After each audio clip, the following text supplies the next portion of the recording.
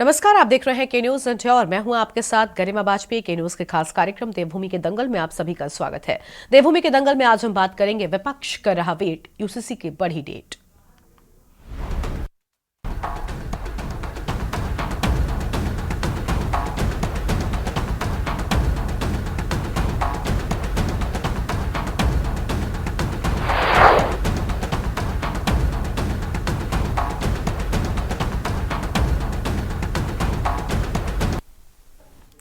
कार्यक्रम में आगे बढ़ेंगे, लेकिन उससे पहले आपको सुनाते हैं कि वंदे भारत कार्यक्रम में उत्तराखंड के मुख्यमंत्री धामी क्या कुछ कह रहे हैं। आपने देखा होगा पिछले दिनों हमने धर्मांतरण को लेकर, क्योंकि भारत विकास परिषद का ये सामूहिक वंदे मातरम गान का कार्यक्रम है, इसलिए मैं इसको जरूर आप सबके सामने कहना चाहता हूं कि प्रदेश के अंदर अनेक स्थानों पर अनेक बार ऐसी बातें आती थी कि कहीं पर प्रलोभन देकर, कहीं पर लालच देकर, कहीं पर तमाम मनगढ़ंत बातें करके, डराकर धमकाकर लोगों को धर्मांतरित कराया जा रहा था, धर्मांतरण कराया जा रहा था। उस धर्मांतरण को रोकने के लिए भी हमने कठोर कानून बना दिया और 10 साल तक की सजा का प्रावधान उत्तराखंड में कर दिया, कहीं भी अब धर्मांतरण नहीं होगा। इसी प्रकार से ये देवभूमि उत्तराखंड है और देवभूमि उत्तराखंड के अंदर यहाँ की जो मूल स्वरूप है, यहाँ एक देव स्थानों के नाते यहाँ का एक अपने आप में अलग विशिष्टताएं पूरी दुनिया के अंदर है। कहीं भी उत्तराखंड के लोग जाते हैं, हम कहीं जाए, अगर हम किसी को बताएं कि हम उत्तराखंड के रहने वाले हैं, हम उत्तराखंड से आए हैं, तो उनको हमें देखने की जो दृष्टि है वो दृष्टि बदल जाती है। इसलिए हमने तय किया कि जो उत्तराखंड का मूल स्वरूप है वो मूल स्वरूप किसी कीमत पर नहीं बिगड़ना चाहिए। यहाँ पर बड़े पैमाने पर अतिक्रमण था और तमाम ऐसे ढांचे खड़े कर दिए गए थे, उनको भी और यहाँ के अतिक्रमण को भी हटाने का काम भी उत्तराखंड की सरकार ने आप सबके आशीर्वाद से किया है। भाइयों बहनों, इसके साथ साथ बच्चों के लिए, हमारी भावी पीढ़ियों के लिए जो नकल एक बहुत बड़ी बाधा बनकर खड़ी थी कि नकल का अपराध कई वर्षों से चल रहा था, उस नकल के अपराध को भी समाप्त करने का काम किया है। और भविष्य में हमारे जो नौनिहाल हैं, हमारे जो कर्णधार हैं, हमारे जो प्रतिभागी हैं, जो परीक्षाओं में भाग लेने वाले हैं, अपनी मेहनत से, अपनी प्रतिभा के दम पर उनको हर जगह चयन का अवसर मिलेगा। नकल करने वालों को, कराने वालों के लिए हमने सख्त प्रावधान कर दिया और नकल माफियाओं पर नकल करने का काम किया, जिसमें 100 से भी ज्यादा लोगों को जेल की सलाखों के पीछे भेजने का काम किया है। ऐसे अनेकों काम किए। हमारी मातृशक्ति के उत्थान के लिए हमने 30% का क्षैतिज आरक्षण उत्तराखंड के अंदर सुनिश्चित कर दिया, क्योंकि यहाँ की हमारी मातृशक्ति बहुत कठिन स्थितियों में, परिस्थितियों में अपने जीवन को आगे बढ़ाती हैं और उनको भी जीवन के हर क्षेत्र में आगे बढ़ने का अवसर मिले। ये प्रावधान हमने विधानसभा में विधेयक लाकर इसका एक कानून बना दिया, हर जगह पर इसकी व्यवस्था कर दी है। ऐसे अनेकों कार्य हम सब कर रहे हैं। हमारे प्रधानमंत्री जी के नेतृत्व में उन्होंने बाबा केदार की भूमि से एक शब्दों का उद्घोष किया था कि 21वीं सदी का तीसरा दशक उत्तराखंड का दशक होगा, और उन शब्दों को लगातार उन्होंने जितनी बार उत्तराखंड आए अनेक बार हमको स्मरण कराया। उनके ये शब्द जहां हमारे अंदर प्रेरणा करते हैं, जहां हमको उत्साह प्रदान करते हैं, ऊर्जा देते हैं, वहीं हमारे को जिम्मेदारी का भी एहसास कराते हैं कि उत्तराखंड का ये तीसरा दशक, 21वीं सदी का तीसरा दशक उत्तराखंड का दशक होगा। उस दशक को बनाने के लिए हम सबको एक साथ चलना होगा, एक रास्ते पे चलना होगा, एक मन से चलना होगा, कदम से कदम मिलाकर चलना होगा।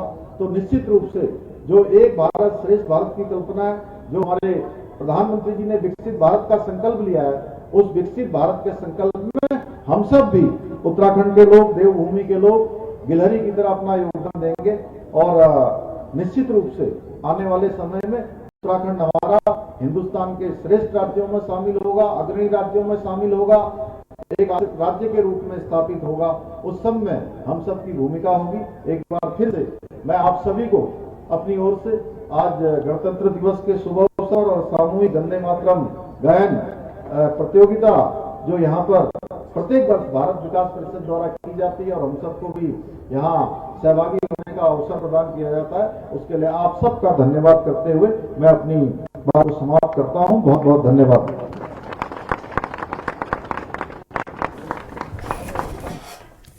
और अब आगे बढ़ेंगे अपने कार्यक्रम की ओर। उत्तराखंड में लोकसभा चुनाव नजदीक है, तमाम राजनीतिक दल इसको फतेह करने की तैयारियों में जुटे हुए हैं। तो वहीं धामी सरकार चुनाव से पहले राज्य में यूसीसी का दांव चलने की तैयारी में है।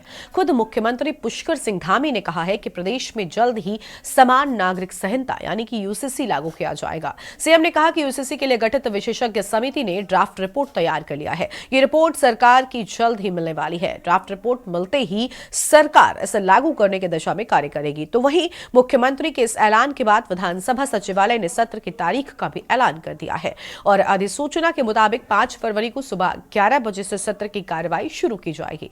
माना जा रहा है कि सत्र के दौरान धामी सरकार विधानसभा में यूसीसी और राज्य आंदोलनकारियों के आरक्षण विधेयक को पेश कर सकती है। बता दें कि धामी सरकार ने बीते वर्ष 8 सितंबर को विधानसभा सत्र में राज्य आंदोलनकारियों के आरक्षण विधेयक को पेश किया था, लेकिन विधेयक में कुछ संशोधन के लिए इसे प्रवर समिति को सौंपा गया। इस समिति ने 9 नवंबर 2023 को अपनी रिपोर्ट विधानसभा अध्यक्ष रितु खंडूरी को सौंप दी थी, जिसके बाद अब उम्मीद लगाई जा रही है कि धामी सरकार सत्र के दौरान राज्य आंदोलनकारियों की 10% क्षैतिज आरक्षण की मांग को पूरा कर सकती है। वहीं इन सब के बीच धामी सरकार ने यूसीसी के लिए गठित विशेषज्ञ समिति का कार्यकाल 15 दिन के लिए और ज्यादा बढ़ा दिया है। अब सरकार ने 27 मई 2022 को 5 सदस्यीय कमेटी का गठन किया है। वहीं विपक्ष ने यूसीसी को लेकर सरकार की मंशा पर सवाल भी खड़े कर दिए हैं। अब सवाल यह है कि क्या इस साल धामी सरकार राज्य में यूसीसी को लागू करेगी। आज इसी मुद्दे पर होगी विस्तार से बातचीत। खास मेहमानों का पैनल हमारे साथ में जुड़ेगा, लेकिन उससे पहले एक नजर आपको इस खास रिपोर्ट पर हम डालते हैं।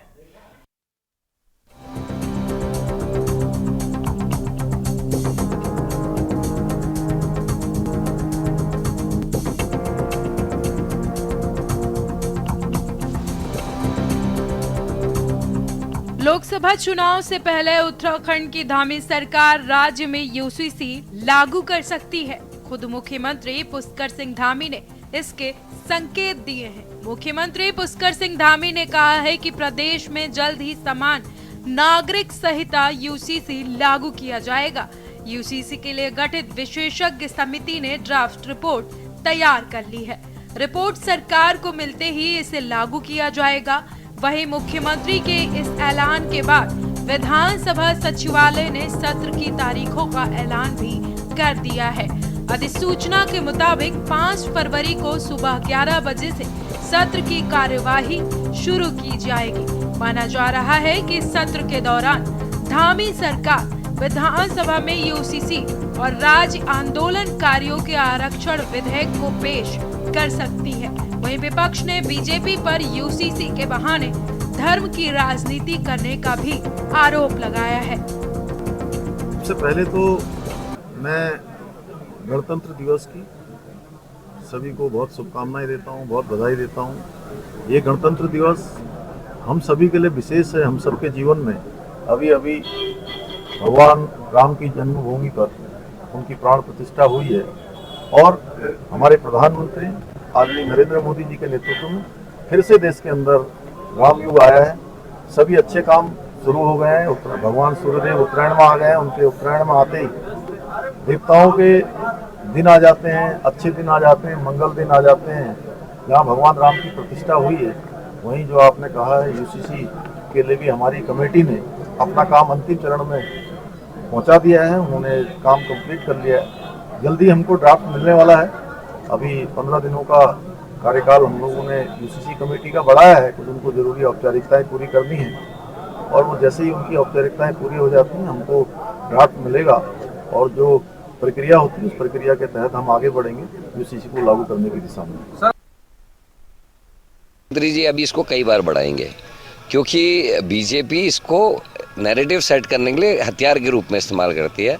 क्योंकि आम आदमी को लगता है यूसीसी का मतलब हिंदू मुसलमानों के अधिकारों में कटौती, जबकि हकीकत यह है कि जो थारू को, बुक्सा को, जौनसारी को, भोटियास को, हमारे एससी को, ओबीसी को, आदिवासी को जो अधिकार प्रदत्त हैं हमारे संविधान में, उनमें क्या असर इस यूसीसी का पड़ेगा, वो देखने वाली चीज़ है।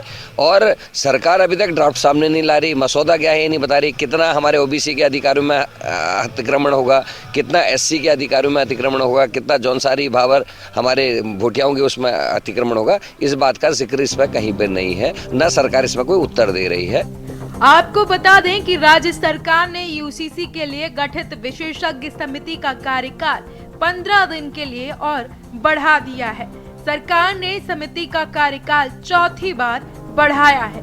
आपको बता दें कि धामी सरकार ने 27 मई 2022 को 5 सदस्यीय कमेटी का गठन किया था।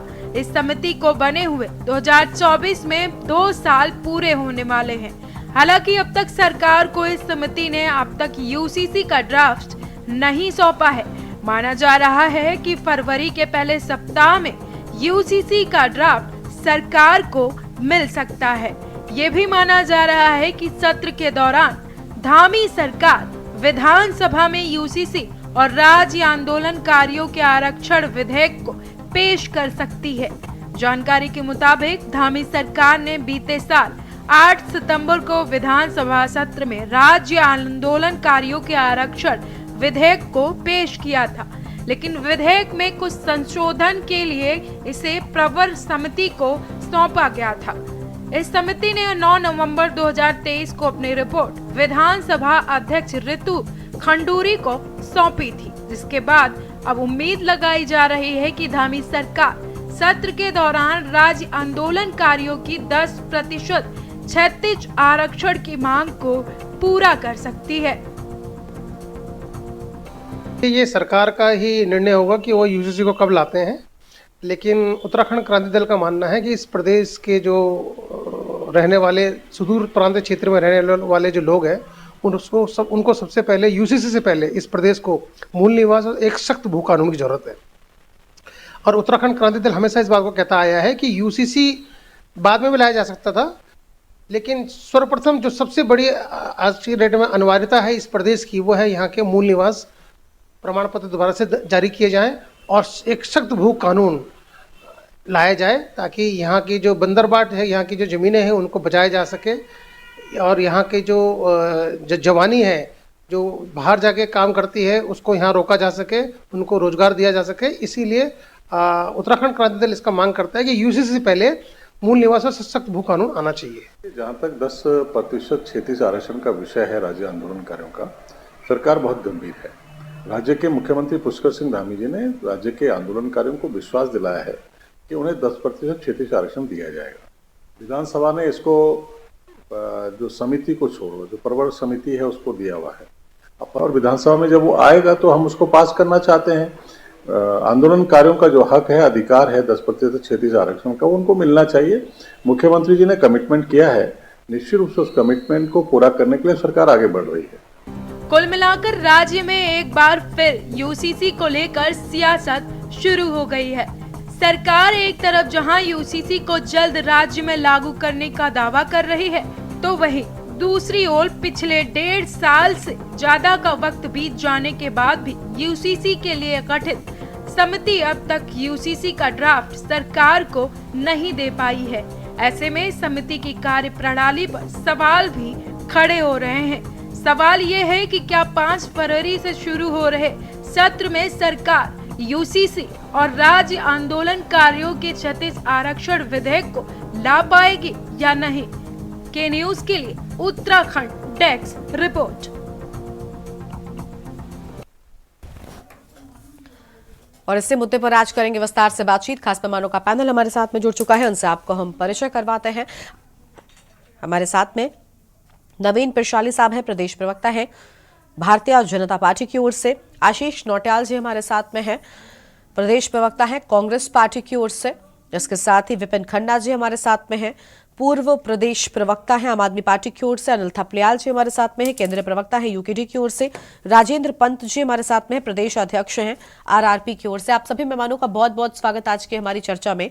नवीन पिरशाली साहब के साथ में अपनी चर्चा की हम शुरुआत करेंगे। 24 का चुनाव जो है नजदीक आ चुका है, सरगर्मियां तेज हो गई हैं और यूसीसी की डेट का वेट लगातार बढ़ता ही जा रहा है। नवीन जी। जी गरिमा जी, यूसीसी का हमारे मैनिफेस्टो में हमने वादा किया था जनता से, प्रदेश की जनता से, और सरकार कटिबद्ध है यूसीसी को लागू करने के लिए। हाँ। और जो 5 सदस्यीय एक कमेटी का गठन किया गया था इसके ड्राफ्ट के लिए, वो ड्राफ्ट भी अपने अंतिम चरण में है। कुछ फाइनल करेक्शन के साथ साथ इसमें जो फाइनल प्रिंटिंग होनी, उसके बाद इसको सरकार को सौंप दिया जाएगा और उसके बाद सरकार इसको विधानसभा में पेश करके इसको लागू करेगी। तो बहुत जल्दी ही ये होगा। 15 दिन का कार्यकाल इसलिए दिया गया क्योंकि इसमें कुछ जरूरी आवश्यकताएं कमेटी को चाहिए थी, क्योंकि उसके कुछ सारे प्रोसेस होते हैं और फाइनल एक बार उसको देखना भी होता है, फिर उसकी प्रिंटिंग है, फाइनल प्रिंटिंग। तो इसके लिए 15 दिन का उनको और समय दिया गया है और कमेटी अपना किसी भी वक्त सौंप सकती है सरकार को, और सरकार कभी भी विधानसभा सत्र बुलाकर इसको लागू कर सकती है। जी गरिमा जी। ठीक है, अभी कांग्रेस पार्टी की ओर से हमारे साथ में आशीष नौटियाल साहब हैं। आशीष जी, आखिर यूसीसी वाले दांव से डर क्यों लग रहा है? कोई डर नहीं लग रहा मैडम, हम क्यों डरेंगे? डरने का काम तो इन लोगों का है। अच्छा। जो तानाशाह लोग हैं, गलत काम करते हैं, इनका काम है। आपने सुना होगा एक शुरू में नारे लगाए जाते थे कि हमने मांगी गैर सैंड, तुमने दिनी देहरादून। तो इन लोगों से जो मांगेंगे उसका उल्टा ये पकड़ा देंगे। अगर आज कोर्ट इनको फटकार लगा रहा है कि आप लोकपाल की नियुक्ति करो, ये कह रहे नहीं हम यूसीसी देंगे। जनता इनसे मांग कर रही है मैं भू कानून चाहिए, ये कहते हैं नहीं हम यूसीसी देंगे।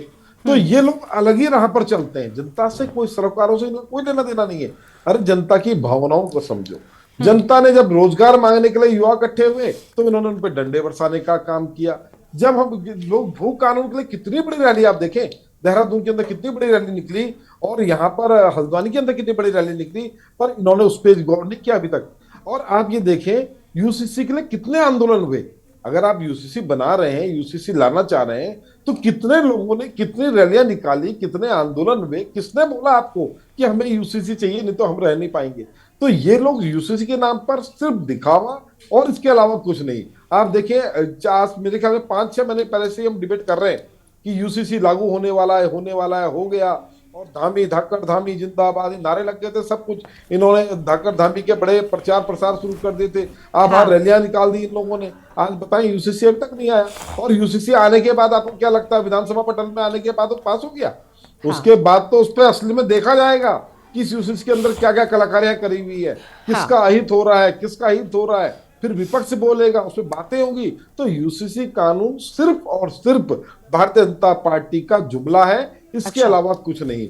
जो आपने वादे किए थे, जो चीज जनता को चाहिए वो चीज दो, गुमराह मत करो। आपके लिए तो सटीक कहावत है। लेकिन ये तो कह रहे हैं कि जैसे ही डेट हो जाएगी आ जाएगा, तो ये जुमला कैसे कह रहे हैं आप इसको? आशीष जी, एक बात ये भी है ना कि वो तो कह रहे हैं कि हम लगातार उस पर काम कर रहे हैं और हम इसे लागू करेंगे। मैडम, बोलने में और करने अच्छा। में जमीन आसमान का ठीक फर्क है। ये सिर्फ दिखावे वाले लोग हैं कि हम ला रहे हैं जनता को, उसके बाद खत्म। आप देखें ना, कई इनकी ऐसी चीजें हैं जो बोलते हैं हम करेंगे। ठीक है। देखें, मेन यानी जरूरत आपको लग रहा है कि ये चुनाव से पहले यूसीसी का ढिंढोरा पीट रहे हैं, लेकिन असल में अभी भी यूसीसी में बहुत वक्त है।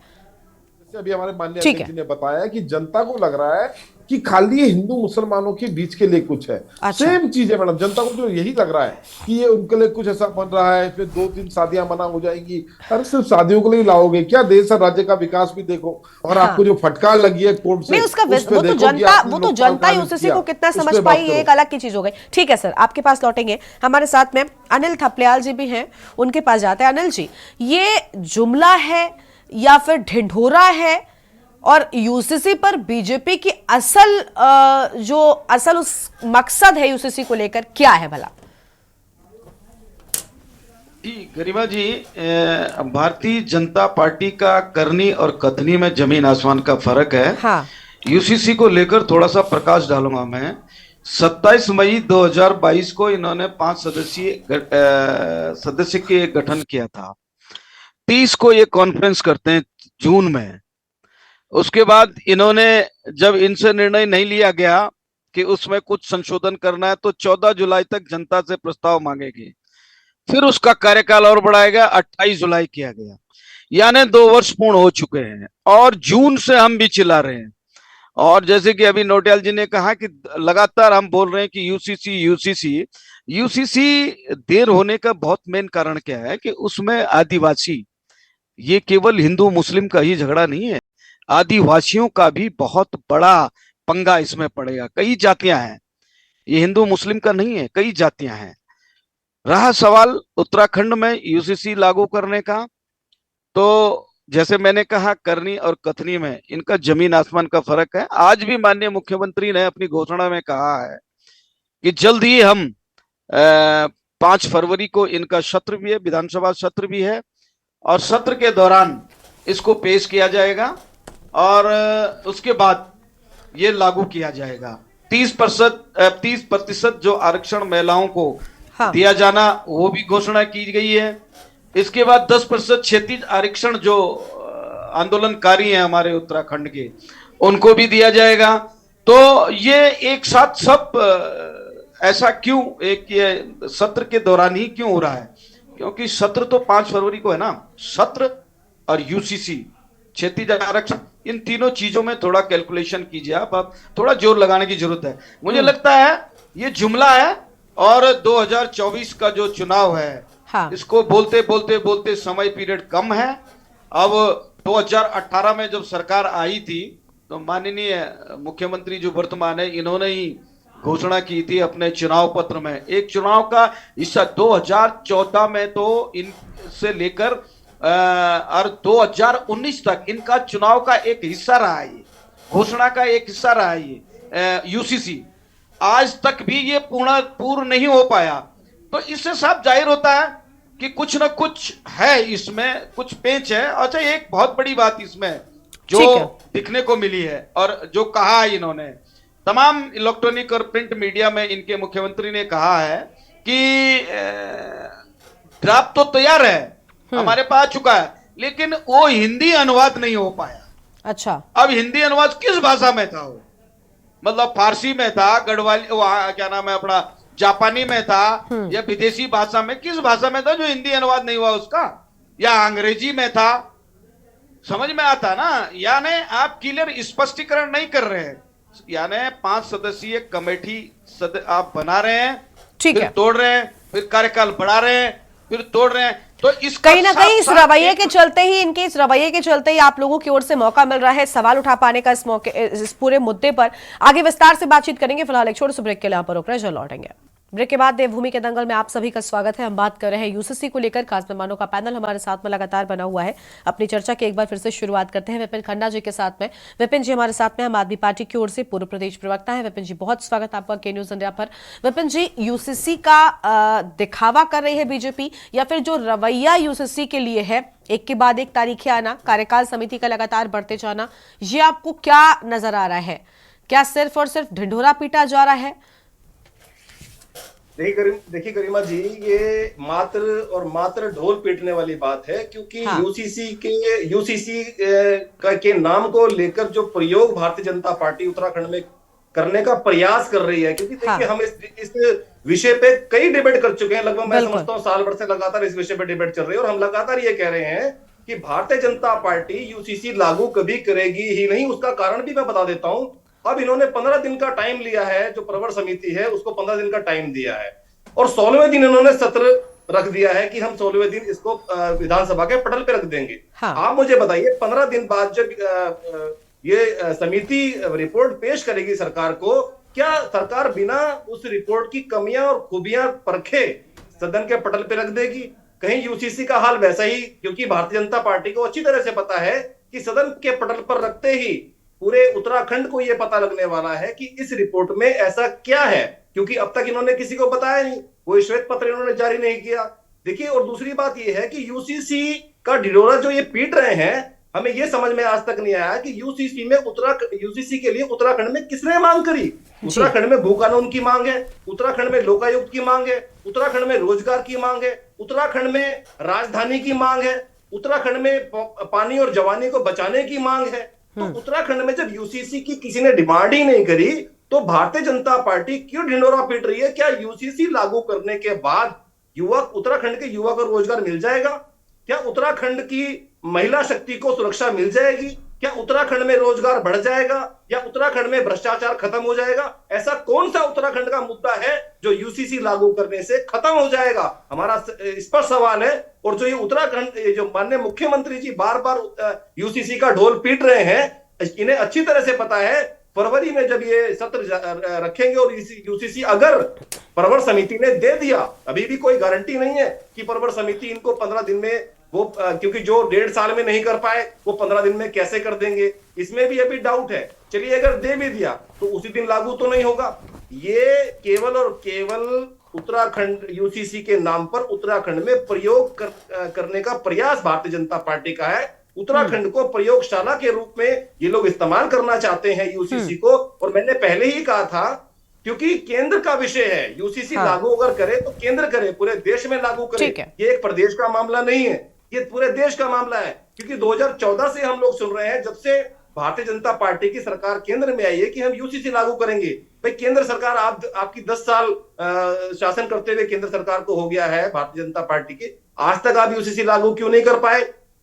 और उत्तर प्रदेश जैसा बड़ा राज्य आपके पास है, हरियाणा जैसा राज्य आपके पास है, हिमाचल आपके पास था और अन्य प्रदेश आपके पास है, आप वहां पर क्यों नहीं यूसीसी को लागू कर रहे हैं? या वहां पर आप नाम भी नहीं ले रहे हैं? केवल उत्तराखंड जैसे छोटे राज्य में आप केवल यूसीसी का ढोल पीटने का प्रयास कर रहे हैं।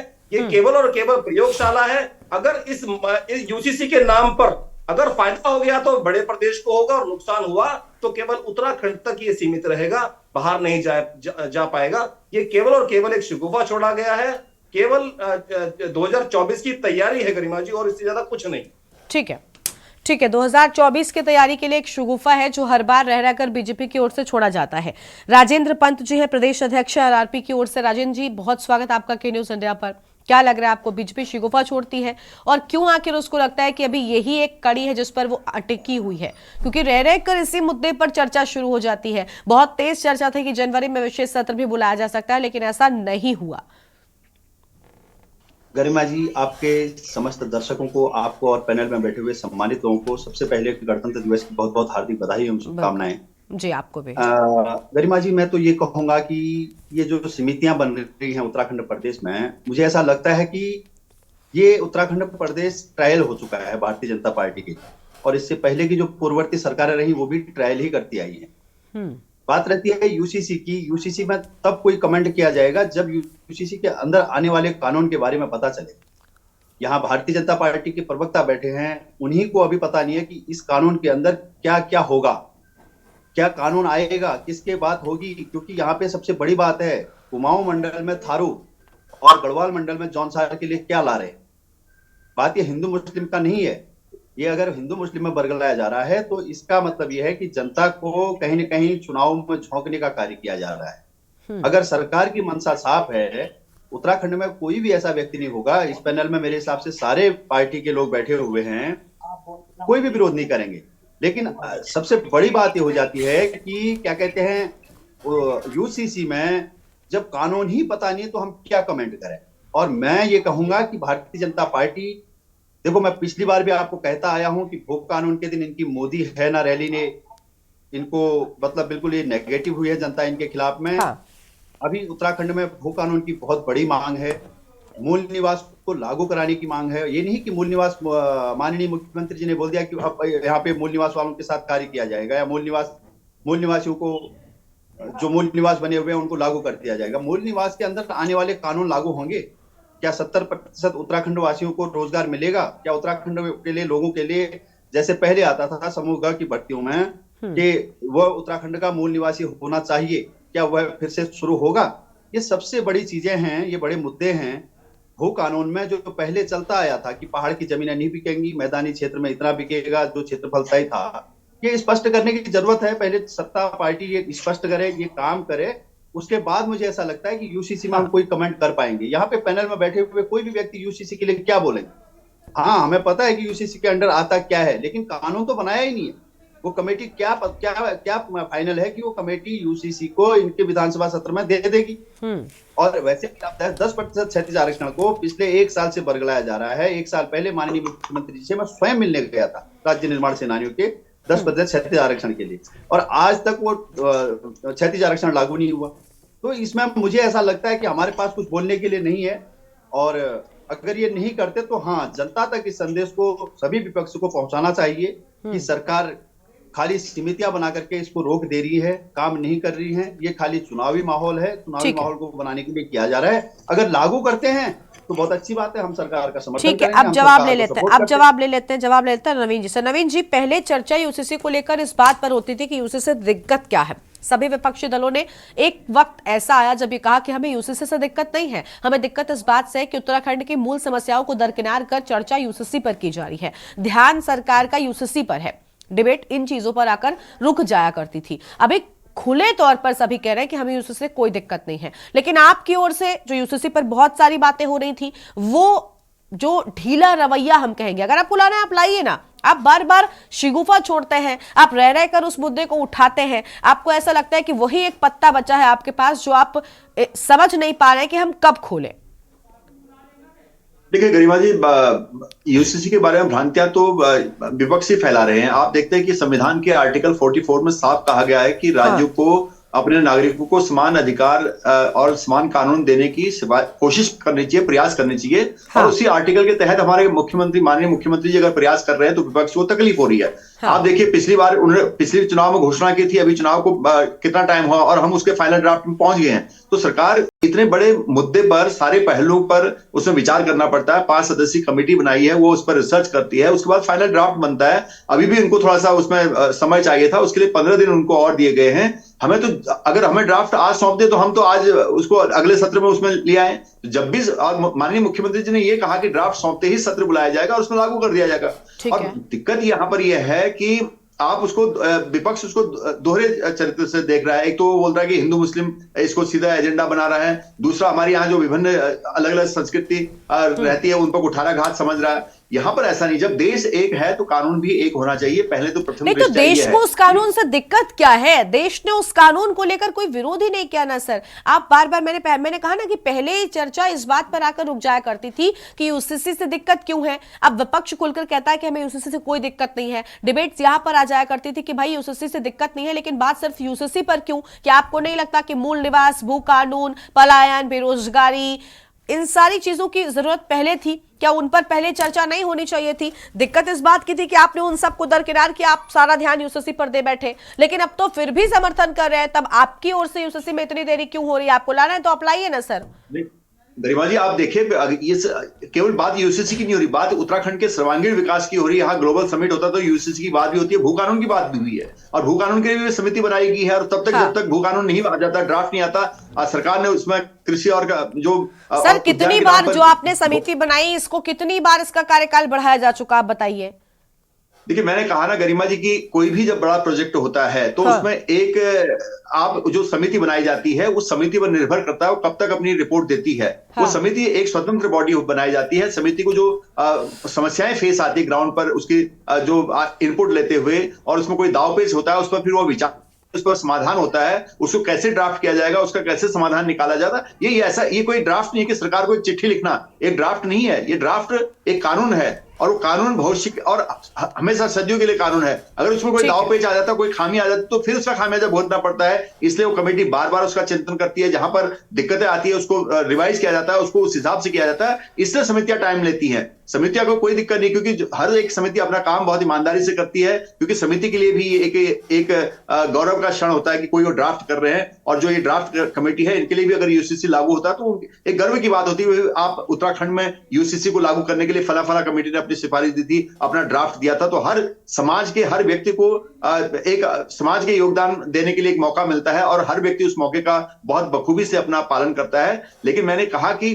काफी सारी ऐसी दिक्कतें बीच में आती हैं जिन पर पुनर्विचार करना पड़ता है, कमेटियों को उसको दोबारा लिखना पड़ता है, दोबारा करना पड़ता है, इसलिए थोड़ा देरियां होती है। लेकिन जहां तक सरकार की बात है, सरकार हर पहलू बात करे, चाहे भू कानून हो, चाहे आपका यूसीसी हो, चाहे यहाँ के औद्योगिकरण हो, चाहे युवाओं को रोजगार का मामला हो, तो सरकार ने तो चारों तरफ विकास का रास्ता खोल रखा है। अब विपक्ष को दिखाई नहीं देता तो क्या करे? सर विपक्ष की बात नहीं है, जनता भी इस बात का सवाल उठाती है। आप बताइए, क्या आपके प्रदेश में बेरोजगारी, पलायन, ये सारे मुद्दे नहीं है? भू कानून का मुद्दा आपके प्रदेश का नहीं है? ये वो मुद्दे हैं जिनके चलते आपके प्रदेश का गठन हुआ था। इन्हीं सारी समस्याओं के चलते आपका प्रदेश एक अलग उसकी पहचान मिली उससे, और वही वही सारी समस्याएं आज भी बनी हुई हैं। और आपने उत्तराखंड को, जैसा कि विपिन खन्ना जी ने आरोप लगाया कि प्रयोगशाला बना दिया, आप यूसीसी के लिए उत्तराखंड पर ही आए ना, क्योंकि आपको लगा कि शायद वहां की अपनी समस्याएं इतनी जरूरी नहीं है।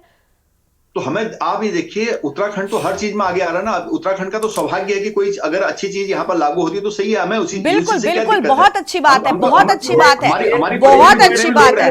लेकिन सर विपिन जी, अरे माफ कीजिएगा नवीन जी, ये बिल्कुल ऐसा है ना कि एक व्यक्ति भूखा है तो उसे पहले रोटी खानी है। आप उसे गुलाब जामुन खिलाएंगे तो उससे उसका पेट नहीं भरेगा, आप उसे रोटी खिलाइए, पहले रोटी उसकी पहली जरूरत है।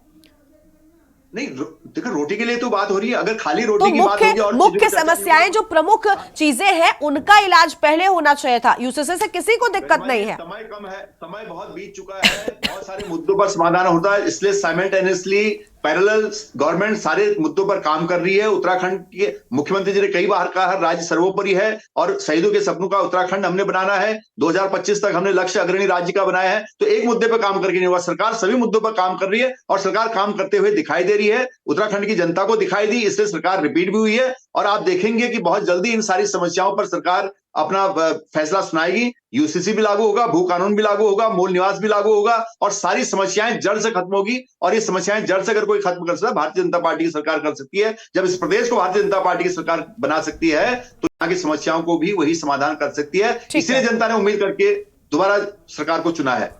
ठीक है। अब कांग्रेस पार्टी से आशीष जी हैं। आशीष जी, देखिए आखिर में बात वहां पर आकर रुक गई कि सर अगर हम इतने ही गलत होते तो जनता हमको क्यों चुनती, मौका तो जनता हमें ही दे रही है बार बार। देखिए मैडम, बड़ा सही कहा नवीन भाई ने, हाँ, कि जो है भाजपा ही समस्या का समाधान कर सकती है। सबसे बड़ी समस्या की जड़ी भाजपा है, जिसने जनता को गुमराह करने का काम किया। जीतना बड़ी बात नहीं है, जीत तो कोई भी सकता है। और ये अभी नवीन भाई बता रहे थे, बहुत जड़ तो कांग्रेस है, जीत जाओ क्यों नहीं जीते? तो कोई बात क्यों हो गए साहब? कुछ नहीं होता। क्यों हो गए साहब, बताओ। आज कार्यकर्ता नहीं मिल रहे उत्तराखंड में और बहाना बना रहे हो कि आपको परेड ग्राउंड नहीं दिया गया। अब नवीन जी बीच में नहीं, दो लोग एक साथ बोलते हैं, आवाज किसी की भी सुनाई नहीं देती है। ये बहुत बड़ा प्रोजेक्ट है, हमारे नवीन भाई ने बताया। मैं निश्चित मानता हूँ बहुत बड़ा और अनावश्यक प्रोजेक्ट है। हाँ। अगर किसी ने मांगा होता तो ड्राफ्ट तो वही तैयार करके दे देता। जैसे हम भू कानून की मांग कर रहे हैं, हम राजधानी गैरसैंण की मांग कर रहे हैं, तो ये प्रोजेक्ट अगर हम मांग रहे हैं तो हम भी आधे हजार चीजें बता देंगे, इसमें ये चीजें होनी चाहिए। पर आप जब कुछ चीज को खुद ही उपजाऊ बना रहे हैं, खुद ही कोई प्रोजेक्ट निकाल रहे हैं, तो उसके लिए आपको काम बहुत करना पड़ेगा, आपको अधिकारी को समझाना पड़ेगा। और ये प्रोजेक्ट भी मैडम इस टाइप का होगा इनका, जैसे भू कानून, जैसे वो था ना अपना, क्या इन्होंने जो वापस लिया था कानून, कृषि कानून, हिट एंड रन कानून, ऐसे ही अगर यूसीसी को जबरदस्ती में जल्दबाजी में लागू कर देंगे तो ऐसी मुंह की खानी पड़ेगी, फिर इसको वापस भी लेना पड़ेगा। आपको खुद ही नहीं पता आप बना क्या रहे और होना क्या है, आपको खुद पता नहीं है। अच्छा कानून बताएं मैडम, इतने कानून है, कानूनों की कमी थोड़ी है, कानून है, सख्ताई से लागू होते हैं, सब कुछ होता है। आज आप बताएं, अखबार में मैं पढ़ रहा था, एक 13 साल की बच्ची के साथ दुष्कर्म किया, एक उसने 17 साल का 16 साल का लगा था। हम क्या सीख रहे हैं, कहाँ जा रहे हैं हम लोग, कहाँ पे मानसिकता जा रही है हमारी? ये सोशल मीडिया, ये चीजें जिससे हम खुश होते हैं कि बहुत बड़ा हो रहा है, लेकिन ये चीजें मैडम बहुत खतरनाक भी साबित हो रही हैं। आज आप बताएं, आप कैसे उसको क्या सजा देंगे 17 साल से 6 बच्चे को? तो ये चीजें देश के अंदर बहुत खतरनाक हो रही है। हमें इन चीजों पे भी ध्यान रखना चाहिए कि हम क्या चीजें सोशल मीडिया में, अगर बीजेपी के खिलाफ कुछ डालो तो वो तो पोस्ट नहीं हो पाएगी, पर अन्य चीजों पे सब पोस्ट हो जाती। अरे गलत चीज को क्यों आने दे रहे हो, क्यों बच्चों को बिगाड़ रहे हो, आने वाली पीढ़ी कहाँ जा रही है, हमें इसका भी ध्यान रखना होगा। और ये यूसीसी कानून की जरूरत मैडम क्या इतनी जल्दी नहीं है जितनी जरूरत हमें रोजगार के लिए कानून की। आप रोजगार की पहले व्यवस्थाएं करें, आप स्वास्थ्य की व्यवस्था करें, शिक्षा की व्यवस्था, बहुत कुछ है अभी। मतलब ये मत समझो सारे मुद्दे खत्म हो गए तो कोई मुद्दा ढूंढ के लाना है, ढूंढ के लाने की कोई जरूरत नहीं है, सारे मुद्दे आपके पास हैं। और जब भगवान ने इतना बढ़िया मौका दिया, आपको सत्ता में बैठाया, सब कुछ दिया, तो मुझे तो लगता है आपको निश्चित ही जनता की सेवा भाव से काम करना चाहिए, ना कि जनता को गुमराह लड़ाना। और देखिए मैडम, ये तो भारतीय जनता पार्टी है, शंकराचार्यों को शंकराचार्यों से लड़ा दिया, इतने दुष्ट लोग हैं। बताएं दुनिया में, मतलब लड़ाई की और नफरत की सीमा देखो, शंकराचार्यों को शंकराचार्य से लड़ा दिया, यही है वो दुष्ट लोग। ठीक है, मुद्दे पर रहते हैं। भगवान ने सद्बुद्धि दे और लड़ाई झगड़े दंगे छोड़ के देश और राज्य के विकास के लिए काम करें। ठीक है अनिल जी वो कह रहे हैं कि भाई हम इतने गलत होते तो सारा समर्थन जनता हमको क्यों देती, हम तो सब कुछ कर रहे हैं। और उत्तराखंड को अगर हम किसी ऐसी चीज के लिए पहल कर रहे हैं, ऐसा प्रदेश बन रहा है जो एक नई शुरुआत कर रहा है, तो क्या दिक्कत है? नहीं, ठीक है गरिमा जी, मैंने जैसे कहा कि मैं पुनः रिपीट कर रहा हूं, 2014 में, ना उससे पहले हमने कहा था और ना उसके बाद भी हमने कहा था। 2014 में जब केंद्र सरकार बनी थी तो केंद्र सरकार के अंदर, संसद भवन के अंदर केंद्र सरकार ने ही ये मुद्दा उठाया था कि पूरे देश में यूसीसी लागू किया जाए। हमने तो कोई मांग नहीं रखी उत्तराखंड से, ना हमारे किसी मुख्यमंत्री ने दिया होगा। अब रही बात कि अभी हमारे पिरसाली जी कह रहे थे कि समय की पाबंदी है और इस कारण से जो है हम लोग कानून को बनाने में थोड़ा सा समय लगता है, क्यों नहीं, उसमें संशोधन होना चाहिए। पर मेन चीज क्या है कि जो मैंने बताया, आदिवासी और मुस्लिम, ये भी इनको 2024 लोकसभा का ध्यान रखना पड़ेगा। ये इस वजह से ये पेच फंस रहा है। तो अगर इसको लागू करते हैं, क्योंकि उसके अंदर किसी को पता ही नहीं, वो ड्राफ्ट तो सार्वजनिक हुआ ही नहीं ना, वो ड्राफ्ट इनको सार्वजनिक करना चाहिए था, तब पता लगता है इसके अंदर है क्या, एक्चुअली कानून बने क्या। जो मेन मुद्दे थे उन पे इनका ध्यान भटक रहा है। 2014 से लेकर 2024 आने वाला है, अभी तक यूसीसी ही रट लगी हुई है।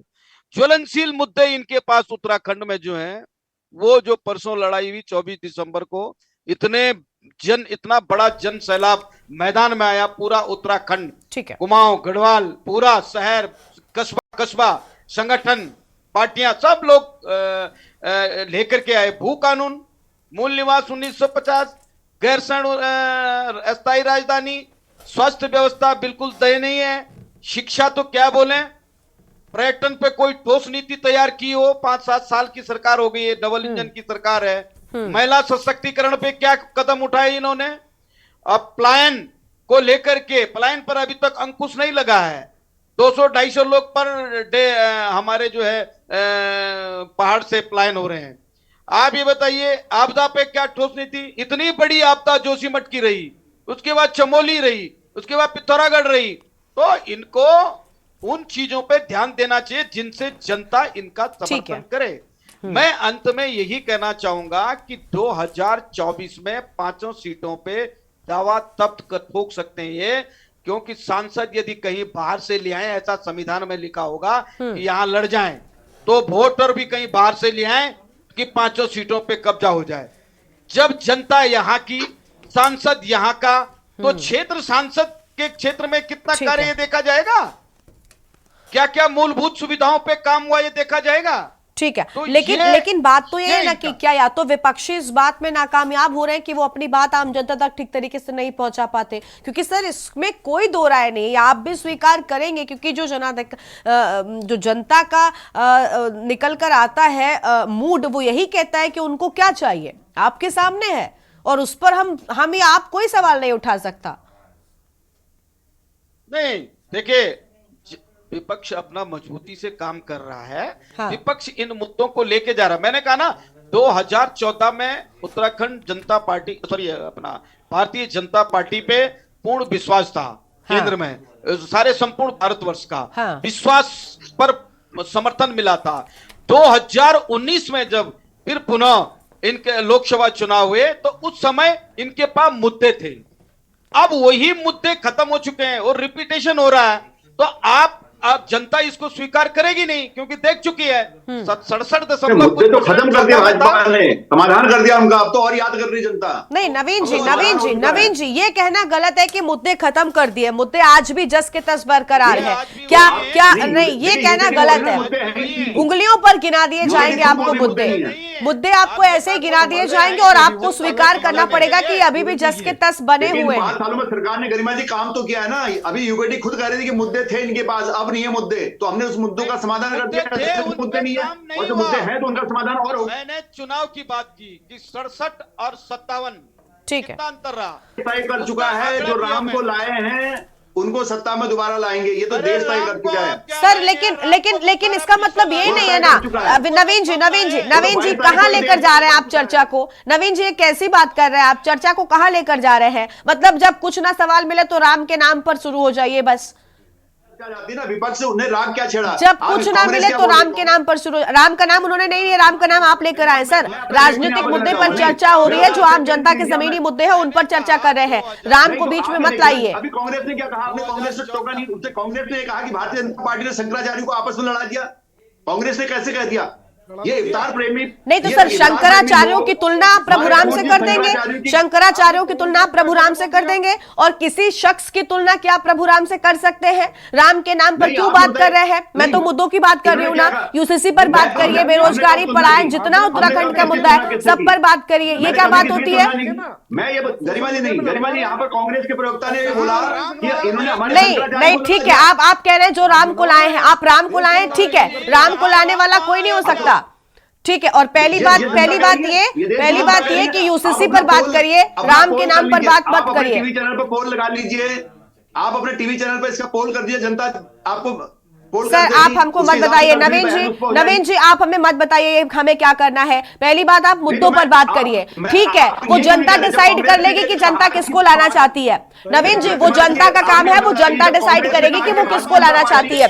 ये मत बताइए कि जो राम को लाए हैं हम उनको लाए, ठीक है, विपक्ष कह रहा है कि भारतीय जनता पार्टी ने शंकराचार्य को लड़ा दिया, कैसे लड़ा दिया बताइए? ठीक है। नहीं तो आप राम, आप शंकर, आप उस पर अपनी सफाई देते ना, आप उस पर, नवीन जी, आशीष जी आप शांत हो जाए। नवीन जी, आपको अगर उनके इस बात से आपत्ति थी तो आप उस बात का काउंटर करते। आप राम को लाए हैं वाली बात क्यों लेकर आ गए?